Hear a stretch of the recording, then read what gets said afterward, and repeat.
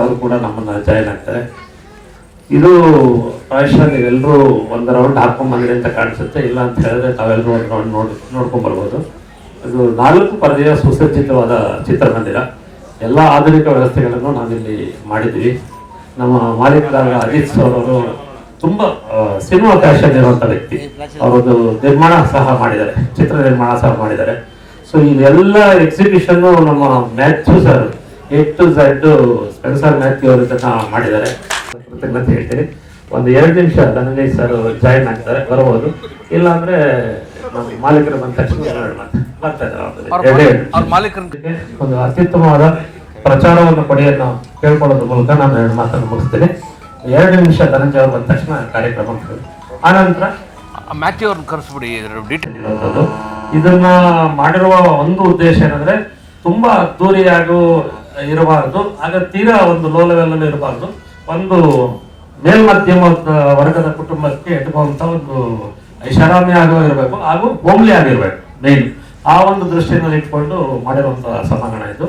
ನೀವು ಇಲ್ಲಿ ವಿಶೇಷ ಏನಂತ ಹೇಳಿದ್ರೆ ಯಾವುದೇ ಸೀಟಿನ ಮೂಲೆಯಲ್ಲಿ ಕೂತ್ಕೊಂಡು ನೋಡಿದ್ರು ನಿಮ್ಗೆ ಪಿಕ್ಚರು ಬೇರೆ ಸಿನಿಮಾ ಚಿತ್ರಮಂದಿರಗಳು ಕೂತ್ಕೊಂಡು ನೋಡಿದಾಗ ನಾವು ಮಧ್ಯದ ಸೀಟೇ ಬೇಕು, ಹೀಗೆ ಬೇಕು, ಹಾಗೆ ಬೇಕು ಅಂತ ಹೇಳ್ಬಿಟ್ಟು ಇಲ್ಲಿ ಕೂತ್ರೆ ಚೆನ್ನಾಗಿ ಕಾಣಿಸ್ತೇನೆ ಅಂತ ಆ ತರದ ಪ್ರಮೇಯ ಇಲ್ಲ. ನೀವು ಯಾವುದೇ ಕಾರಣದಲ್ಲಿ ಹೋಗಿ ಕೂತ್ಕೊಂಡು ನೋಡಿದ್ರು ಸಹ ನಿಮ್ಗೆ ಸಂಪೂರ್ಣವಾಗಿ ಚಿತ್ರ ಸ್ಪಷ್ಟವಾಗಿ ಕಾಣುತ್ತೆ. ಹಾಗೆ ನಾವು ಅತ್ಯಾಧುನಿಕವಾದ ಸೌಂಡ್ ಸಿಸ್ಟಮ್ ಅನ್ನ ಇಲ್ಲಿ ವ್ಯವಸ್ಥೆ ಮಾಡಿದೀವಿ. ಎಲ್ಲ JBL ಸಿಸ್ಟಮ್ ನಾವು ಇಲ್ಲಿ ಬಳಸಿದೀವಿ. ಹಾಗೆ ಮೇಲ್ಗಡೆ 4ನೇ ಫ್ಲೋರ್ ನಲ್ಲಿ ಇರ್ತಕ್ಕಂಥ ಒಂದು ಚಿತ್ರಮಂದಿರದಲ್ಲಿ ಅದು 2K ಮತ್ತು 3D ವ್ಯವಸ್ಥೆ ಕೂಡ ನಾವು ಮಾಡಿದ್ದೀವಿ. 3D ವ್ಯವಸ್ಥೆ ಕೂಡ ಮಾಡಿದ್ದೀವಿ. ಇದಿಷ್ಟು ಇದು ಆದಷ್ಟು ಕನ್ನಡ ಚಿತ್ರರಂಗಕ್ಕೆ, ಕನ್ನಡ ಚಿತ್ರಗಳಿಗೆ ಹೆಚ್ಚಿನ ಪ್ರೋತ್ಸಾಹವನ್ನು ಕೊಟ್ಟು ಮುನ್ನಡೆಸೋಣ ಅನ್ನೋದು ನಮ್ಮ ಅಭಿಲಾಷೆ. ಮೇಲ್ಮಟ್ಟದ ಮಲ್ಟಿಪ್ಲೆಕ್ಸ್ಗಳಲ್ಲಿ ಏನಿರುತ್ತೋ ಅದಕ್ಕಿನ್ನೂ 30% ಅಥವಾ 25-30% ಕಡಿಮೆ ಇರಬೇಕನ್ನೋದು ನಮ್ಮ ಉದ್ದೇಶ. ಈಗ ನಾವು ಈ ಕ್ಯೂಬ್ ಟೆಕ್ನಾಲಜಿ ಏನಿದೆ, ಎಕ್ಸಿಸ್ಟಿಂಗ್ ಟೆಕ್ನಾಲಜಿಗಿಂದು ನಮಗೆ ಕ್ಯೂಬ್ನವರು ಸಪ್ಲೈ ಮಾಡಿರುವಂಥದ್ದು ಲೇಟೆಸ್ಟ್ ಲೇಸರ್ ಟೆಕ್ನಾಲಜಿನ ನಮಗೆ ಪ್ರೊವೈಡ್ ಮಾಡಿದ್ದಾರೆ. ಸೊ ಲೇಟೆಸ್ಟ್ ಲೇಸರ್ ನಾವು ಇದನ್ನ ಹಾಕಿದ್ವಿ, ಪ್ರಾಜೆಕ್ಟ್ಗಳನ್ನ ಹಾಕೊಂಡಿದ್ದೀವಿ. ಇದರಲ್ಲಿ ಕ್ಯೂಬ್ ಸಿನಿಮಾನವರು ಕಂಟೆಂಟ್ ಪ್ರೊವೈಡ್ ಮಾಡ್ತಾ ಇದ್ದಾರೆ ನಮಗೆ. ಅದು 7.1 ಇದೆ, ಇದು 5.1. ಈ 3 ಸ್ಕ್ರೀನ್ಗಳು 5.1 ವ್ಯವಸ್ಥೆ. 5.1 ಸ್ಕ್ರೀನ್ ಎಲ್ಲ ಮಾಮೂಲಿ ಮಾಮೂಲಿ ಸ್ಕ್ರೀನ್ ಸರ್. ಇದು ಸಭಾಂಗಣ ನಿಮಗೆ ಚಿಕ್ಕದಾದ್ರೂ ಸ್ಕ್ರೀನ್ ವಿಡ್ತ್ ಏನು ನಾವು ಕಡಿಮೆ ಮಾಡಿಲ್ಲ. ಒಂದು 12 ಅಡಿಗೆ 28 ಅಡಿ 29 ಅಡಿ ಸ್ಕ್ರೀನ್ ಇದೆ ನಿಮಗೆ. ಸೊ ಎಲ್ಲೂ ನಿಮಗೆ ತುಂಬಾ ಚಿಕ್ಕದಾಗಿ ನೋಡ್ತಾ ಇದ್ದೀವಿ ಅಥವಾ ಒಂದು ಹೋಮ್ ಥಿಯೇಟರ್ ನೋಡ್ತಾ ಇದ್ದೀವಿ ಅನ್ನೋ ಫೀಲ್ ಬರಬಾರ್ದು ಅನ್ನೋ ಉದ್ದೇಶದಿಂದ ನಾವು ದೊಡ್ಡ ಪರದೆನೇ ಇದು ಮಾಡ್ಕೊಂಡಿದ್ದೀವಿ. 2ನೇ ಸಿನಿಮಾವಾಗಿ ಗಾಲಿ ಧನಂಜಯ್ ಅವರ ಇವತ್ತು ಏನು ಬಿಡುಗಡೆ ಆಗಿದೆಯಲ್ಲ ಕೋಟಿ ಅನ್ನೋ ಸಿನಿಮಾ, ಆ ಸಿನಿಮಾ ಮೂಲಕ ಪ್ರಾರಂಭ ಮಾಡಿ ನಾಳೆಯಿಂದ ಪೂರ್ಣ ಪ್ರಮಾಣದಲ್ಲಿ ಎಲ್ಲ ಶೋಗಳು 4 ಶೋಗಳು ಪ್ರತಿ ಪರದೆಗಳು.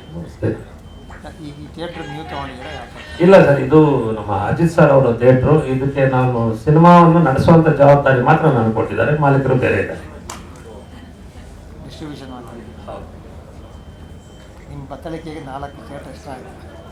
ಇಲ್ಲ, ಈ ಹಳೆ ಥಿಯೇಟರ್ಗಳು ಸುಮಾರು ಥಿಯೇಟರ್ಗಳು ಬಿಟ್ಬಿಟ್ಟೆ, ಬತ್ತಳಿಕೆಯಲ್ಲಿ ಏನು ಉಳಿದಿಲ್ಲ ಈಗ.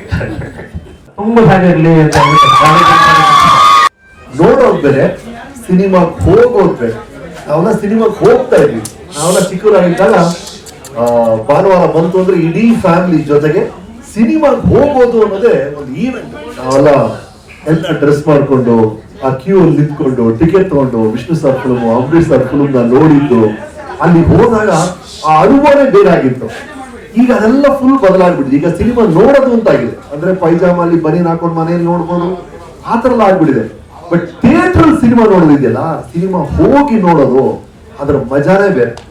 ನೀವು ರಾಮಶರ್ಮನ ಟಿವಿಯಲ್ಲಿ ನೋಡೋದಕ್ಕೂ 1000 ಜನ ಜೊತೆಗೆ ನಕ್ಕದಾಗ ಆ ಥಿಯೇಟರ್ ಆಗೋ ಅನುಭವ ಇದೆಯಲ್ಲ, ಅದು totally different.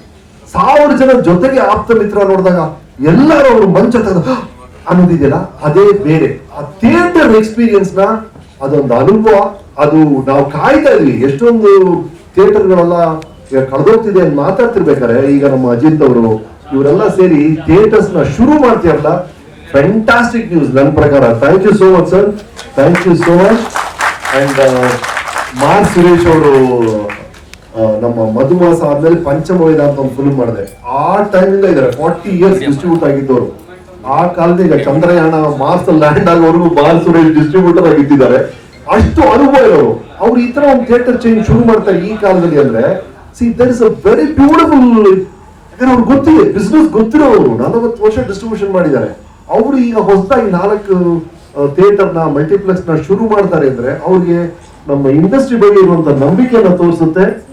I think it's a very good sign sir. Thank you so much. ಬಹಳ ಚೆನ್ನಾಗಿದೆ ನಿಮ್ ಥಿಯೇಟರ್ಸ್ ನ ಎಲ್ಲ ಕಡೆ ನೋಡಿದೆ.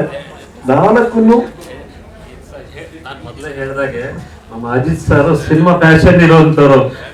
ಸೊ ಹಾಗಾಗಿ ಅವರು ಸಿನಿಮಾ ಮಾಡ್ಬೇಕು ಅನ್ನೋದು ಏನಿರ್ಲಿಲ್ಲ. ಅವ್ರು ಬೇಕಾದ್ರೆ ದೊಡ್ಡ ಬಿಲ್ಡಿಂಗ್ ಮಾಡಬಹುದಾಗಿತ್ತು, ಬಟ್ ಸಿನಿಮಾನೇ ಯಾಕೆ ಮಾಡಿದ್ದಾರೆ ಅಂದ್ರೆ ಈ ಇಡೀ ಏರಿಯಾನಲ್ಲಿ ಎಲ್ಲೋ ಒಂದು ಸುಸಜ್ಜಿತವಾದ ಚಿತ್ರಮಂದಿರ ಎಲ್ಲ ಅನ್ನೋದು ಮನಗಂಡು ಮಾಡಿದ್ರೆ ನೀವು ನೋಡಿದಿರಿ. ಸೊ ಈ all credits to Ajith sir and matches. But ಎಷ್ಟು ಚೆನ್ನಾಗಿ ಮಾಡಿದ್ದಾರೆ ಅಂದ್ರೆ ನಾನು ಒಳಗೆ ಇಂಟ್ರಾಕ್ಷನ್ ಅನ್ಸಿದ್ದು ಎಷ್ಟು ಟೇಸ್ಟ್ಫುಲ್ ಆಗಿದೆ. ಈ ಅಭಿರುಚಿ ಇರುತ್ತಲ್ಲ ರೀ, ಅದೇ ಮುಖ್ಯ. ಎಲ್ಲ ಕಡೆ ಈ ಕಲರ್ಸ್ ಆಗ್ಲಿ, ಆ ಪ್ಲೆಸೆಂಟ್ ಕಲರ್ಸ್ ಬಂದಾಗ್ಲೇ ಒಳ್ಳೆ ವೈಬ್ಸ್ ಇದೆ. ಅಂಡ್ ಮೇಲೆ ನಾನು ಗಂಧದ ಗುಡಿ ಒಂದು ಸ್ಮಾಲ್ ರೀಲ್ ನೋಡ್ಕೊಂಡ್ ಬಂದೆ. ಆ ಸೌಂಡಿಂಗ್ ಆಗ್ಲಿ, ಆ ಪ್ರೊಜೆಕ್ಷನ್ ಆಗ್ಲಿ, ಈ AC ಆಗ್ಲಿ, ಆ ಟಾಯ್ಲೆಟ್ಸ್ ಆಗ್ಲಿ, ಎಲ್ಲವೂ ಬಹಳ ನೀಟ್ ಆಗಿದೆ. ಎಲ್ಲ 100 ಸೀಟ್ ಅರೌಂಡ್ ಇದೆ ಅನ್ಸುತ್ತೆ. ಹಾಗಾಗಿ ಪ್ರತಿ ಸ್ಕ್ರೀನ್ ಅಲ್ಲೂ ಪ್ರತಿ ಶೋ ಅಲ್ಲೂ ಸೆಂಚುರಿ ಬಾರಿಸ್ಲಿ. All the best sir to the entire team. All the best, all the best, all the best. ಈ ಸಿನಿಮಾಸ್ ಒಳ್ಳೆದಾಗಲಿ. ಇಷ್ಟು ಪ್ಯಾಷನೇಟ್ ಆಗಿರೋದೆಲ್ಲ ಸೇರಿ ಸ್ಕ್ರೀನ್ ಗಳನ್ನ ಓಪನ್ ಮಾಡ್ತಿರೋದು. ರಮೇಶ್ ಸರ್ ಹೇಳಿದಂಗೆ ಥಿಯೇಟರ್ ಎಕ್ಸ್ಪೀರಿಯನ್ಸ್ ಬೇರೆ. ಮನೇಲಿ ಕುತ್ಕೊಂಡು ಪಾಸ್ ಮಾಡಿ ಒಂದು ಅರ್ಧ ಗಂಟೆ ನೋಡಿ, ಆಮೇಲೆ ಯಾವುದೋ ಫೋನ್ ಅಟೆಂಡ್ ಮಾಡಿ, ಆಮೇಲೆ ತಿಂಡಿ ತಿಂದು, ಅದಾದ್ಮೇಲೆ ಮತ್ತೆ ಯಾವಾಗಲೂ ಮಧ್ಯಾಹ್ನ ಮತ್ತೆ ಅದನ್ನು ಪ್ಲೇ ಮಾಡಿ, ಹಂಗೆ ನೋಡೋಕ್ಕೂ ಒಟ್ಟಿಗೆ ಕೂತ್ಕೊಂಡು ಒಂದು 2-2.5 ಗಂಟೆ ಥಿಯೇಟರ್ ಕಳೆದೋಕ್ಕೂ ತುಂಬಾ ದೊಡ್ಡ ಡಿಫ್ರೆನ್ಸ್ ಇದೆ. ಸೊ ಥಿಯೇಟರ್ ಕಲ್ಚರ್ ಸತ್ತೋಗುತ್ತೆ ಅಂತೆಲ್ಲ ಹೇಳ್ಬೇಕಾದ್ರೆಲ್ಲ ಒಂದು ಹಿಂಸೆ ನಮ್ಗೆ ಯಾವಾಗ್ಲೂ ಕಲಾವಿದರಿಗೆ, ಸಿನಿಮಾದವ್ರಿಗೆಲ್ಲ. ಅದ್ರ ಮಧ್ಯಾಹ್ನ ಮತ್ತೆ ಹಿಂಗೆ ಸ್ಕ್ರೀನ್ಗಳು ಓಪನ್ ಮಾಡ್ತಿರೋದು ನಿಜಕ್ಕೂ ಖುಷಿ ವಿಚಾರ. ಇನ್ನು ಸಾಕಷ್ಟು ಸ್ಕ್ರೀನ್ಗಳು ಓಪನ್ ಮಾಡೋಂಗಾಗ್ಲಿ, ತುಂಬಾ ಚೆನ್ನಾಗಾಗಲಿ ಸರ್. Thank you. ಎಲ್ಲರೂ ಸಿನಿಮಾ ರಿಲೀಸ್ ಆಗಿದೆ, ಕೋಟಿ ಹೋಗಿ ಸಿನಿಮಾ ನೋಡಿ. Thank you. ಕೋಟಿಗೆ ಒಳ್ಳೆದಾಗ್ಲಿ. Nice meeting you here. ಇವತ್ತು ನನಗೆ ಫಸ್ಟ್ ಟಿಕೆಟ್ ಇಲ್ಲಿ ನಾನು ತಗೊಂಡಿದ್ದೆ ಕೋಟಿಗೆ. Good luck, good luck, good luck. Jagadish ಅವರಿಗೆ ಒಂದು ನೆನಪಿಗಾರಿಕೆ ಜ್ಞಾತಿ ಆಗುತ್ತೆ.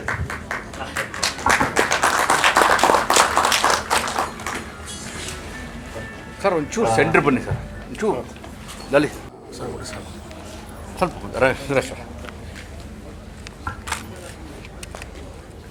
ಅದು ಆನ್ ಮಾಡ್ತೀರಾ ಸ್ಕ್ರೀನ್? ಇಲ್ಲ ರಿಮೋಟಲ್ಲಿ ಮಾಡ್ತೀರಾ? ಇಲ್ಲ ಅದೇ ಫ್ಲೋರಲ್ಲಿ ಆನ್ ಮಾಡ್ತೀವಿ.